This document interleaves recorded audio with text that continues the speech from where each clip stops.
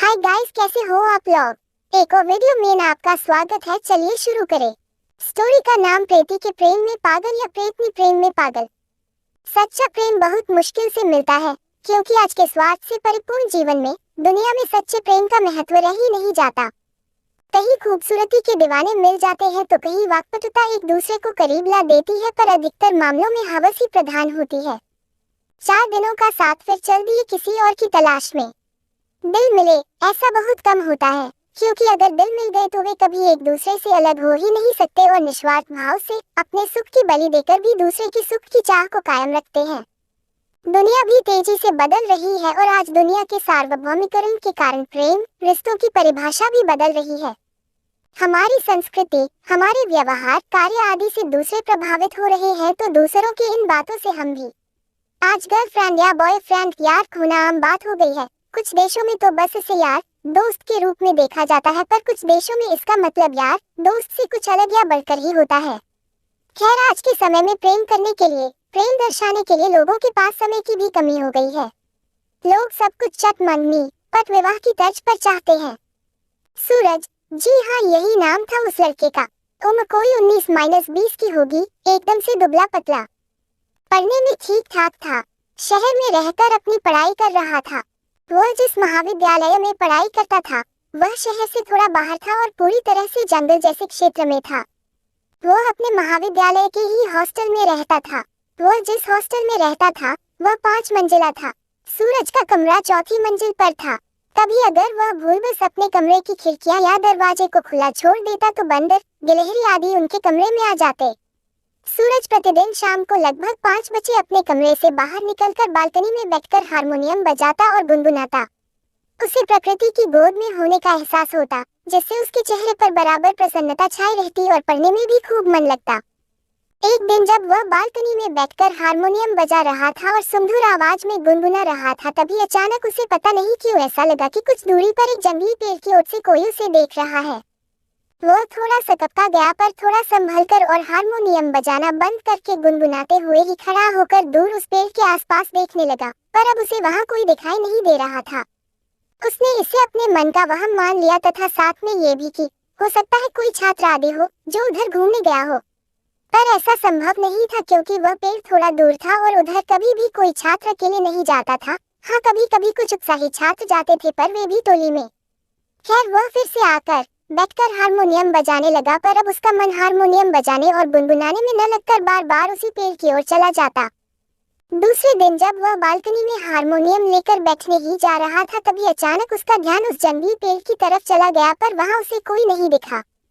फिर वह बालकनी में बैठकर हारमोनियम बजाने लगा, पर पता नहीं क्यों हारमोनियम बजाते बजाते आज भी अचानक उसका ध्यान उधर जाने लगा।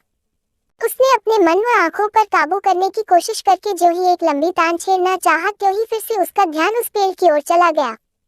हाँ, वहां अब कोई तो दिखाई दिया जो थोड़ा सा पेड़ की आड़ में होकर इसके तरफ ही शायद देख रहा था।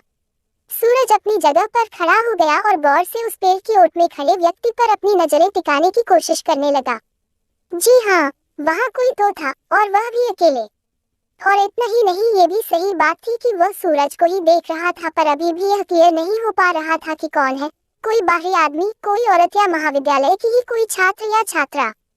रात को सूरज की नींद गायब थी। वह लेटे लेटे बार बार यही सोचने की कोशिश कर रहा था कि आखिर वह कौन है जो पेड़ की ओर से उस पर नजर लगाए रहता है, कहीं कोई गलत इरादे से तो उसे नहीं देख रहा। बहुत सारे अनर्गल सवाल भी अब उसके जेहन में आने लगे थे। खैर, कैसे भी करके सुबह में उसे हल्की सी नींद आई, पर लगभग 7 बजे उसके बगल वाले कमरे में रहने वाले बच्चे ने से हाथ लगाकर उसे जगा दिया। उसे कुछ काम था। सूरज जगकर अपने दरवाजे की किवाड़ खोला और उस बच्चे द्वारा कुछ मांगने पर उसे दे दिया। फिर वह जम्हाई लेते हुए बालकनी में आ गया। अरे ये क्या, इतनी सुबह। फिर उस पेड़ के पीछे उसे कोई दिखाई दिया, पर आज वह व्यक्ति ऐसा लग रहा था कि हाथ के इशारे से उसे बुला रहा हो। दूरी थोड़ी अधिक थी और छोटे छोटे झुरमुट और पेड़ आदि भी तो थे, इसलिए कौन है ये स्पष्ट नहीं हो पा रहा था।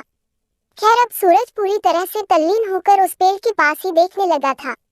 धीरे धीरे सूरज के मन एकाग्रता और शरीर की बेचैनी बढ़नी शुरू हो गई थी और अब उसे ऐसा लग रहा था कि उस पेड़ के पास कोई किशोरी खड़ी है जो हाथ के इशारे से उसे बुला रही है। सूरज को पता नहीं अब क्या होने लगा था। उसका दिमाग काम करना बंद कर दिया था। वह क्या करे क्या ना करे, अब उसके हाथ में नहीं था। अचानक सूरज को आभास हुआ कि वह यहाँ से आराम से कूदकर उस बाला के पास जा सकता है। पता नहीं उसकी मानसिकता कैसे इतना बदल गई कि वह अब देखा न था और अचानक उस चौथे मंजिल की बालकनी से छलांग लगा दी।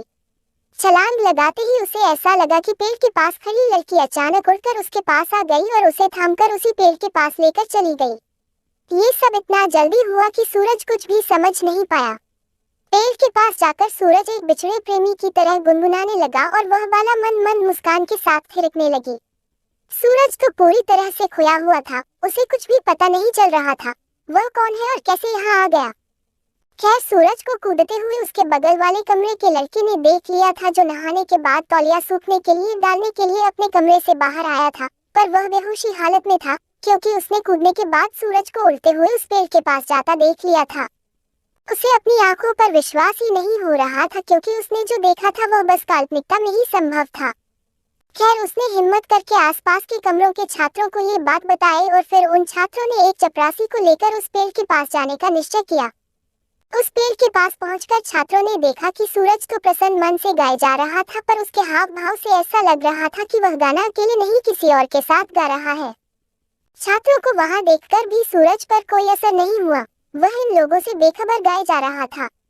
अंत में उसके कमरे के बगल वाले कमरे के लड़के ने उसे पकड़कर रोकना चाहा, पर फिर भी सूरज अनजान था कि वहां ये छात्र आदि भी हैं। अचानक सूरज का गाना बंद हो गया और वह तेज आवाज में चिल्लाया, कहाँ गई तुम? देखो, आंख में चौली न खेलो, मेरे सामने आओ। इसके बाद एक दो और छात्रों ने सूरज को पकड़कर वहां बैठाने की कोशिश करने लगे, पर सूरज तो बस चिल्लाए जा रहा था, कहाँ गई तुम? अचानक चपरासी ने वही किसी पौधे के एक दो पत्तों को तोड़कर मसला और उसे सूरज को सूंघा दिया। सूरज को बहुत ही जोर की छींक आई और वह होश में आने लगा था। वो कौन है? अब उसे इसका भान हो चुका था। उसे वहां अपने को पाकर बहुत हैरानी हुई। फिर उन छात्रों से पूछने लगा कि हम लोग यहाँ कब आ गए? मैं तो अपनी बालकनी में था, फिर यहाँ कैसे? फिर उसे थोड़ा सा याद आया कि वह तो बालकनी से कूदा था और कोई बाला उसे यहाँ आई थी, पर उसने कुछ बोला नहीं। खैर छात्रों ने उसे चलने के लिए कहा और साथ ही यह भी कहा कि बस ऐसे ही आ गए थे, तुमने ही तो चलने के लिए कहा था। फिर छात्रों ने उसे बातों में उलझा लिया और उसके प्रश्नों का जवाब ठीक से न देकर घुमा दिए। खैर अब दोनों एक दूसरे यानी छात्र और सूरज से कुछ छिपा रहे थे। सूरज उन छात्रों के साथ हॉस्टल में आया। सभी लगभग घंटों तक बैठे रहे, कोई पढ़ने नहीं गया। चपरासी भी सूरज के कमरे में ही बैठा था। वह कुछ कहना चाह रहा था पर कह नहीं पा रहा था। अंत में उसने अपने आप को रोक नहीं पाया और वहां बैठे सभी छात्रों से कहा कि उस पेड़ के पास कोई आत्मा है, इसका उससे भी एहसास है, पर वह आत्मा कभी उसके सामने तो नहीं आई, न कभी उसका कुछ बुरा ही हुआ, पर आत्मा जरूर है, इसका उसे कई बार आभास हो चुका है। वीडियो अच्छी लगी तो लाइक एंड सब्सक्राइब कर देना एंड शेयर कर देना।